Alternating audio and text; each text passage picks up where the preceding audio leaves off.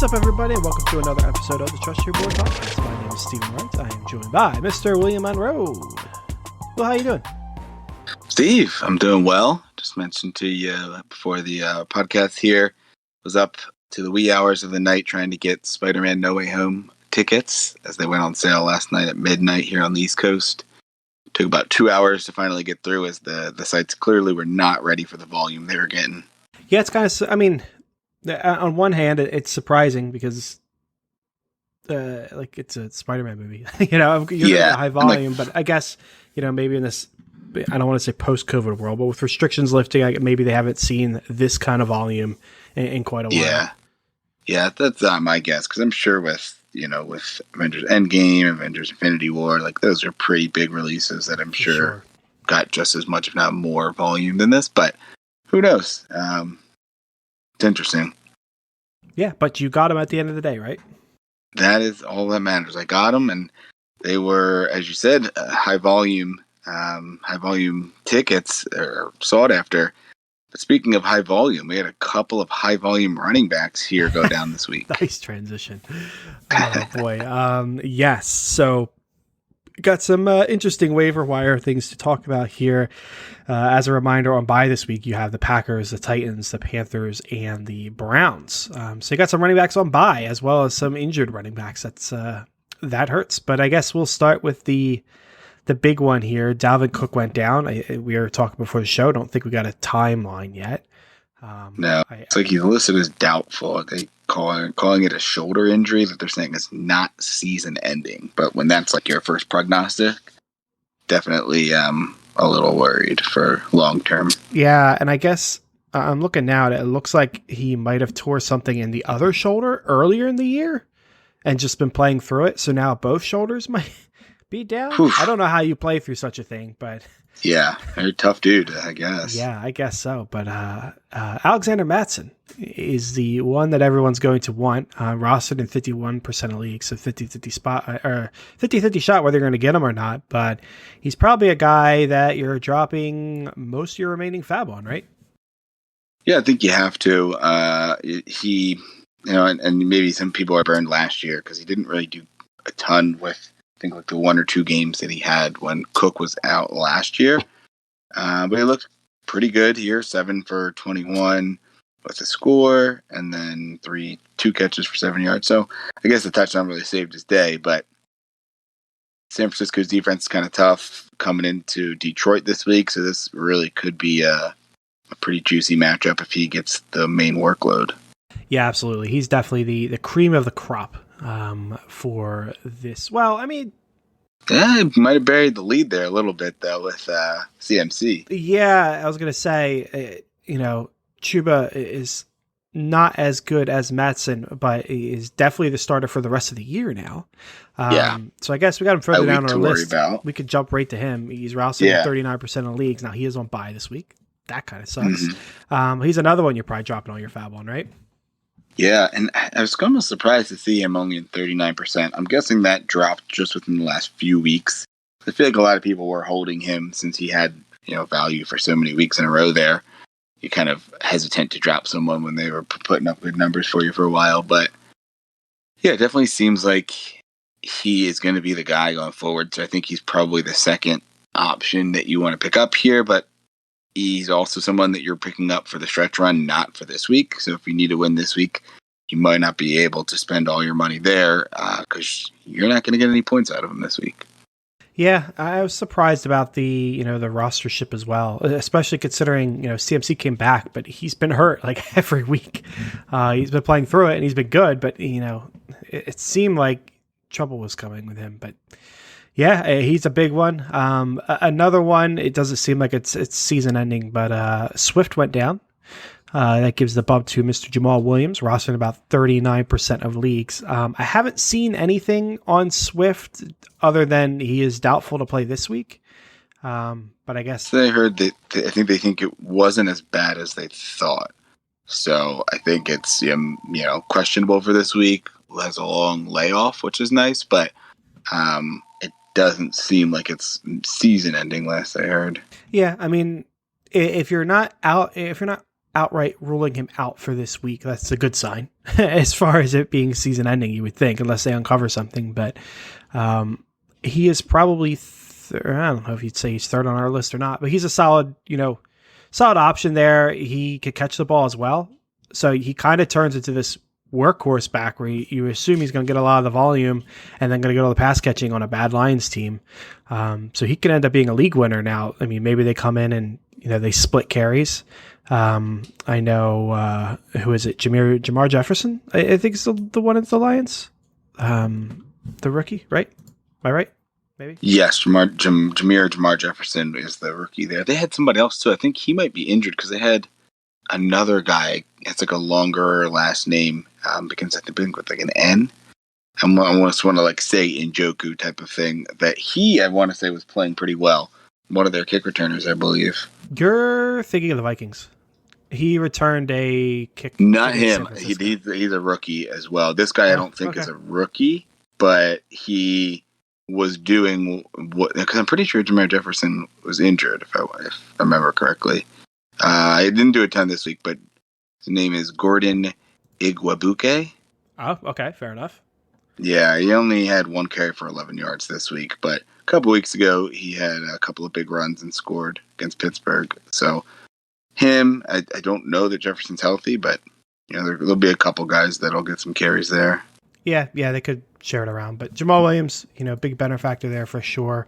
Tevin Coleman, we got up on our list. Roster in 18% of leagues, had himself a pretty good week. Nothing outstanding, but a solid kind of flex-ish kind of week. Are you interested in Coleman?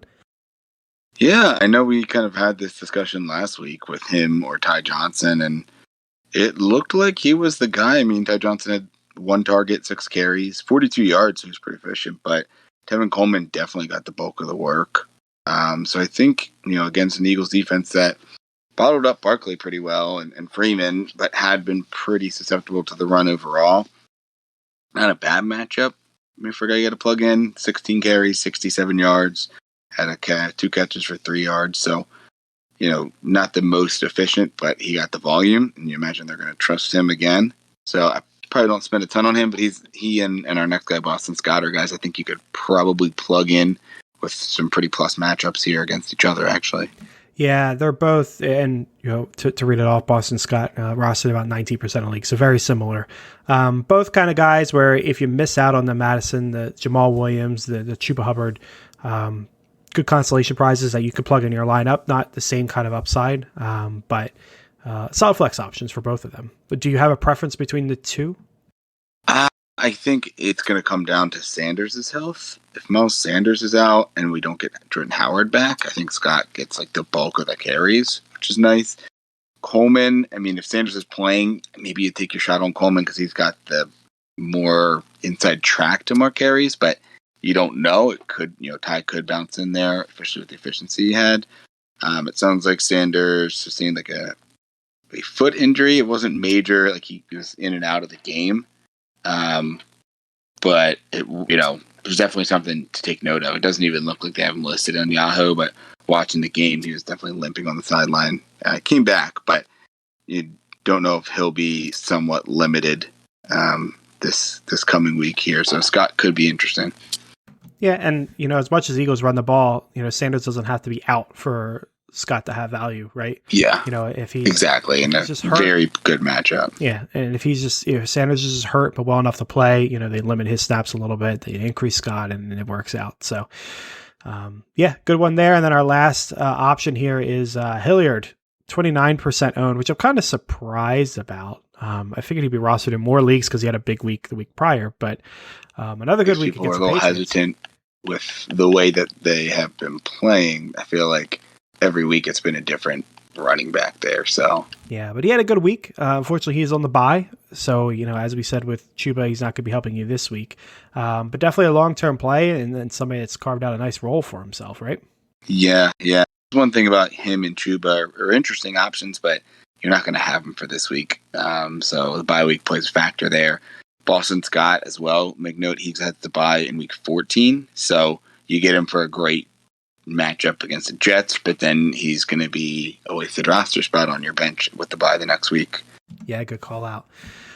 Moving over to the wide receivers, Kendrick Bourne, rostered in about 23% of leagues. He's got Buffalo this week, so that's a tough matchup. But he's had some big games.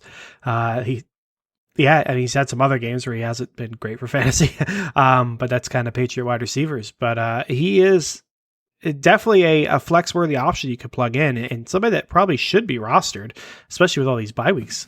Has a fair amount of double-digit matchups. I mean, if we look throughout the season, he's 18, 14, 16, 22, 20, kind of spread out there since week 3. So you're going to get some boom games from him.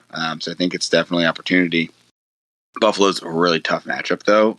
Tre'Davious White did go down with the ACL injury, so maybe not as horrible as it looks on paper, but still a very difficult matchup because the overall defense is good. He does have the bye coming up next week as well, so make note of that. If you're looking, trying to debate between two guys and you need something for the stretch run, you're going to get Bourne with a very tough matchup and then a bye week. So take note of that. But he's a big boomer bust guy, and Mac Jones has looked very good. So he's the one, probably the one rookie you're confident playing their wide receivers. Yes, sir. Another option here, Mr. Van Jefferson. He is rostered in 49%, about 50-50 shot, whether you're going to get him or not. He's got Jacksonville this week, so good matchup. Went off this week against Green Bay. Had some other good weeks, had some not great weeks, but even on those not great weeks, the target volume was there. He's getting between 6 and 9 targets every game for the past 4 or 5, something like that week. So he is looking good and looking pretty reliable, at least from a volume standpoint. Yeah, I mean, it seems like they're utilizing him, with Robert Woods out and Odell Beckham getting worked in.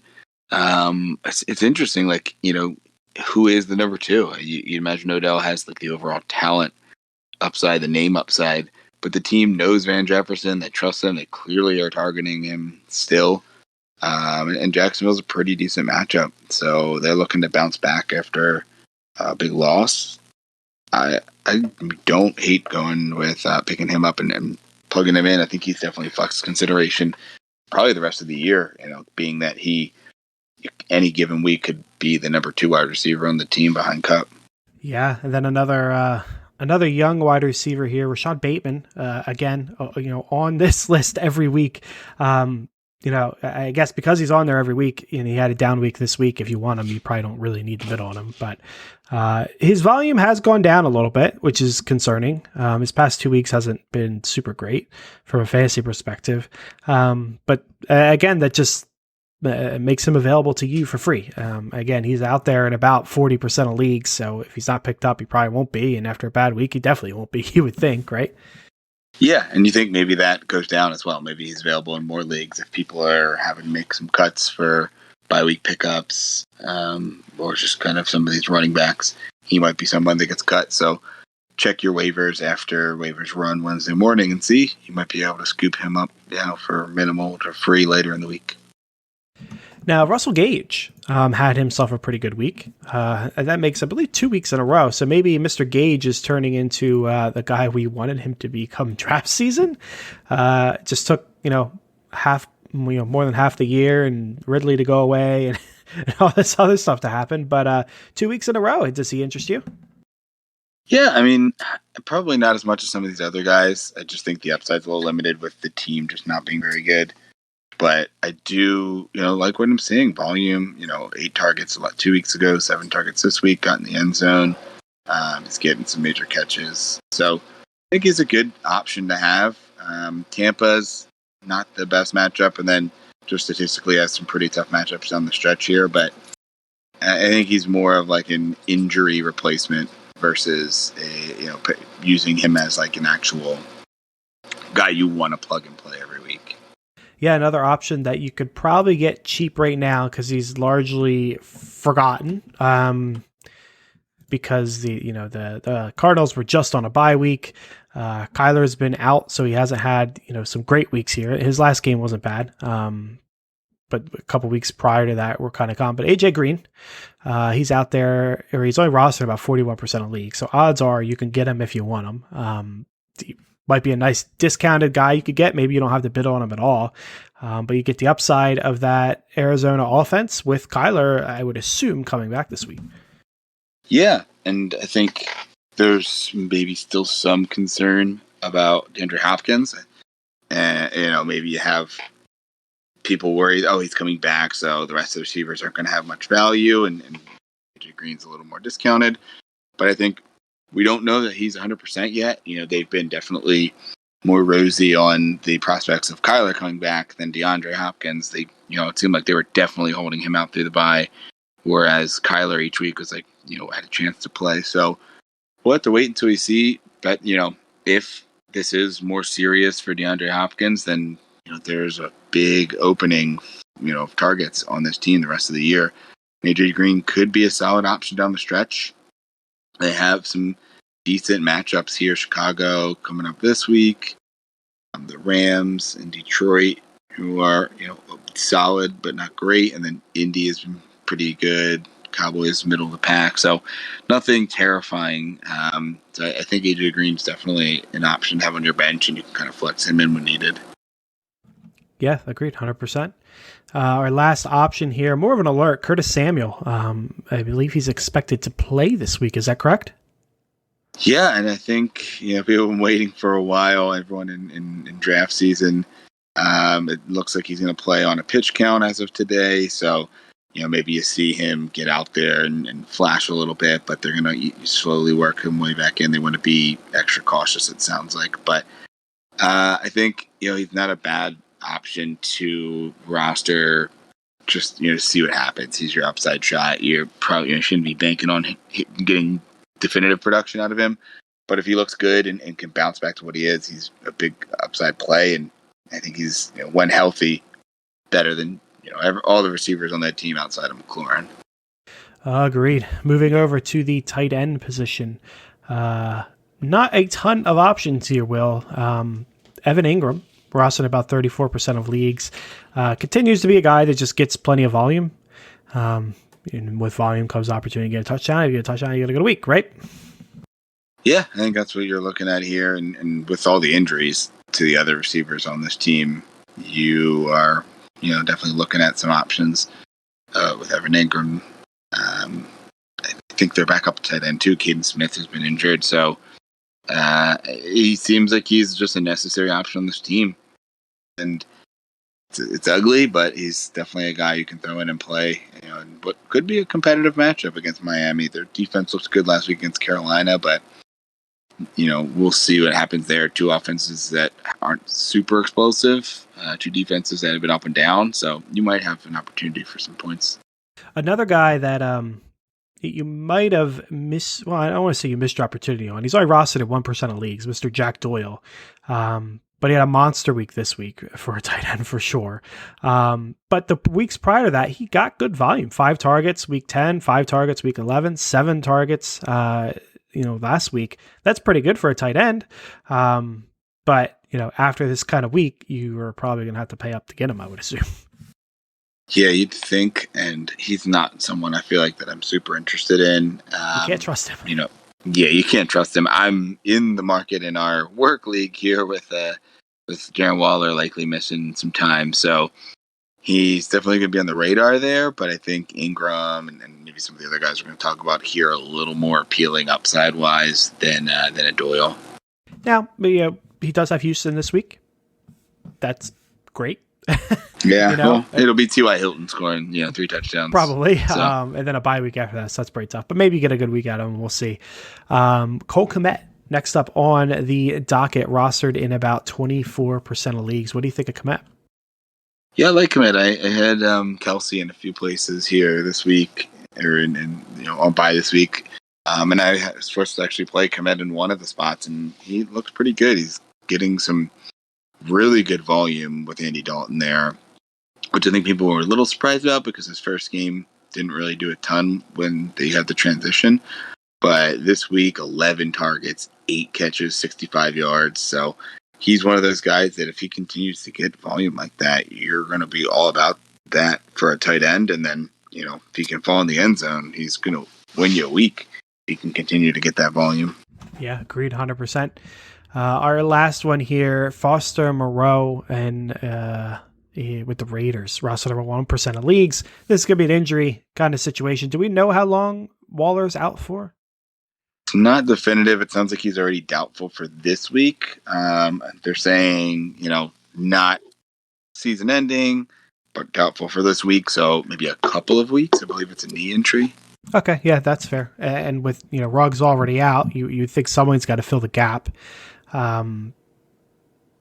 Now he did get 5 targets, and that's pretty good. He just really didn't do anything with those targets. He had 1 reception for 3 yards. So, the volume will probably be there. Whether he does anything with it or not, it remains to be seen. But he's got Washington up next. That's always fun. Their defense not great. Kansas City shootout potential the week after that. So, maybe 2 solid weeks, but he's a real roll of the dice because you really don't know what you're going to get.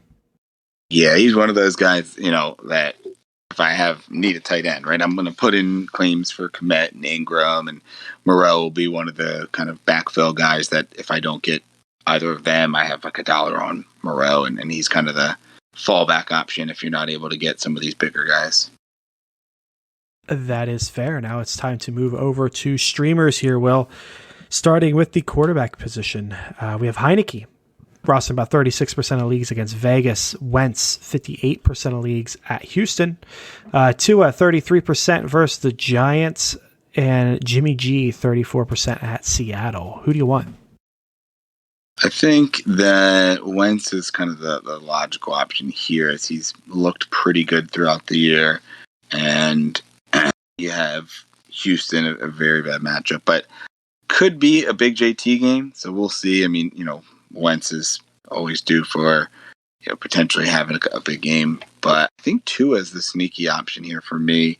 Heineke's interesting at Vegas, but Tua at home versus the Giants. Giants coming off of big win against the Eagles, so maybe they're feeling themselves a little bit, have to go on the road. Tua and Miami, have just this game before the bye week, so they, maybe are trying to focus on getting this win before getting into the bye week and have, not the hardest schedule down the stretch. So I like Tua, and I mentioned earlier, in what I think, has a chance to be, a bit of a shootout depending on how the defenses play. I will go with Wentz because Houston. I'm mad at Tua because I started him this week and the Dolphins demolished the Panthers, and yet he did nothing for me in fantasy. Yeah, 15 points, right? I mean, well, obviously you'd want more, but yeah, 230 yards and a touchdown. So, if it wasn't for the defense just absolutely shutting down Carolina, you're hoping that Cam does a little more and you're able to get more out of Tua, but not meant to be this week. No, yeah, definitely not, which is a shame. But I'll go with Wentz. He's the easy matchup against Houston. No problem with Tua. He's in a good matchup too. And then defensive streamers. We have the Colts at Houston, the Vikings at Detroit, the Eagles at the Jets, and the Dolphins versus the Giants. Yeah, I mean, I think all are very good matchups here. I think Vikings versus Detroit is the sneaky one, and that's the one that you're probably going to have the best chance of picking up, 17% rostered. I don't know if you noticed, Steve, I stashed them this week or last week in our work league because they were going up against, I think, the Niners, or they had a tough matchup, so not someone that would be played. But I was riding on Carolina, somewhat shaky of a team, and I believe they either have their bye this week, so I knew I was going to need someone, so I stashed the Vikings defense, and pretty excited to play them against Detroit this week. Yeah, smart. I might have to do that next week because I have the Patriots, and they're on bye next week. No, aren't they? No, maybe. I don't think no, so. they're I know on that. bye week 14. It's coming. Yeah, it's coming. So I might have to look ahead a little bit myself to see to check that out. So that's a good thought. But of them, I think I agree with you. I do like the Colts against Houston, but they are rostered 60%, so that's pretty high. Eagles roster kind of high too. But yeah, I'd like the Colts. Vikings pretty solid against Detroit. There's, it's Detroit. You can start any defense against Detroit, it'd be pretty okay. So yeah, I'll go with the Colts if they're not available. I'm cool with taking a deep shot on the Vikings. All right, that wraps us up here for the waiver episode. Good luck, everyone, on your matchups here Monday Night Football. you're listening, probably last night when you've had that game, but keep an eye out on the waivers coming down the stretch here. This is time to get your handcuffs, stash some of those defenses and streaming quarterbacks for the stretch run if you don't have an option that you can rely on. Yeah, absolutely. And then tune in Thursday for our Start Sit episode. Until then, trust your board.